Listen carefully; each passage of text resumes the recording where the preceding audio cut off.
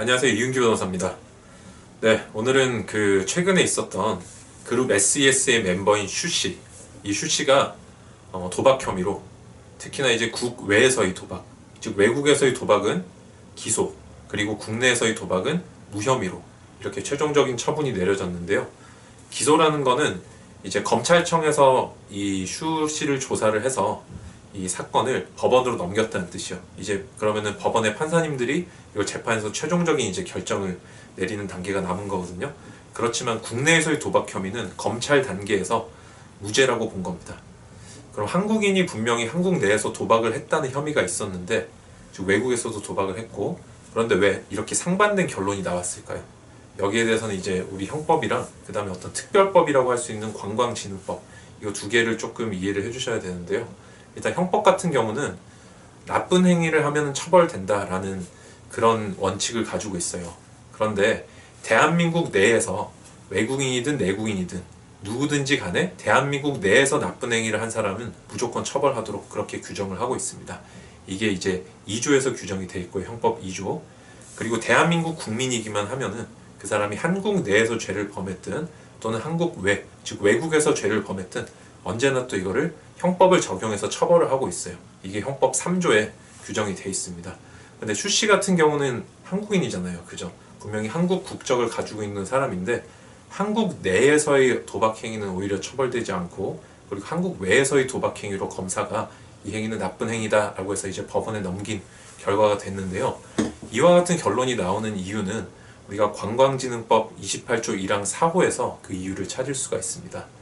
근데 여기서 이제 여러분들이 하나 짚고 넘어가셔야 되는 거는 한국인이든 외국인이든 제가 금방 이제 설명을 드렸지만 한국인이든 외국인이든 한국 내에서 도박을 하면 결론이 어떻게 되나요?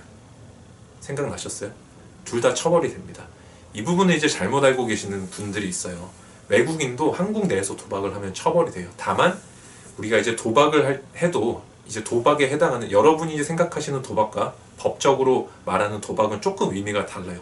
법적인 도박은 사행행위 모두를 의미합니다. 그래서 여러분들이 평소에 알고 계시는 어떤 로또라든지 스포츠 토토, 경마, 경륜, 경정 이런 것들이 원래는 모두 도박에 해당하지만 이게 해당 특별법들이 존재를 해요. 그래서 그 특별법에 따라서 이거는 예외적으로 허용되는 도박에 해당합니다. 그리고 여러분들이 아시는 강원랜드도 이제 허용되는 도박 중에 하나죠. 그런데 이렇게 허용되는 도박 중에 제가 말씀드리지 않은 하나가 더 있어요. 그게 바로 외국인 전용 카지노예요. 원래 카지노의 개념은 이제 내국인이든 외국인이든 누구나 이제 출입을 할 수 있는 목적으로 목적이라기보다는 이제 누구나 출입할 수 있게끔 용도상 제작이 됐겠지만 구조적으로, 그러나 법에서 내국인은 카지노에 출입은 금지를 하고 있어요. 당연히 출입이 금지되기 때문에 그 안에서 도박하는 것도 금지되겠죠. 그럼 결론적으로 뭐가 된다? 외국인 같은 경우는 카지노 안에서만 도박을 즐길 수 있고 카지노 밖에서는 도박을 하면 뭐가 된다? 처벌이 된다는 거예요. 근데 슈씨 같은 경우는 왜 카지노 안에서, 즉 국내에 있는 카지노 안에서 도박을 했는데 왜 외국인처럼 처벌을 받지 않는 결론이 났을까요? 이제 이것을 여러분들이 잘 생각해 주시면은 결론을 조금 추론을 해 보실 수가 있는데, 제가 금방 말씀드렸던 관광진흥법 28조 1항 4호에서는 영주권자 그 다음에 플러스 알파라는 이제 말이 있어요. 그러니까 플러스 알파라는 건 제가 이제 설명을 쉽게 해드리려고 그런 거고, 영주권자들은 외국인에 준해서 그렇게 취급을 하고 있어요. 물론 이렇게 이제 취급을 하게 된 데 대해서는 많은 역사적인 이유가 있어요.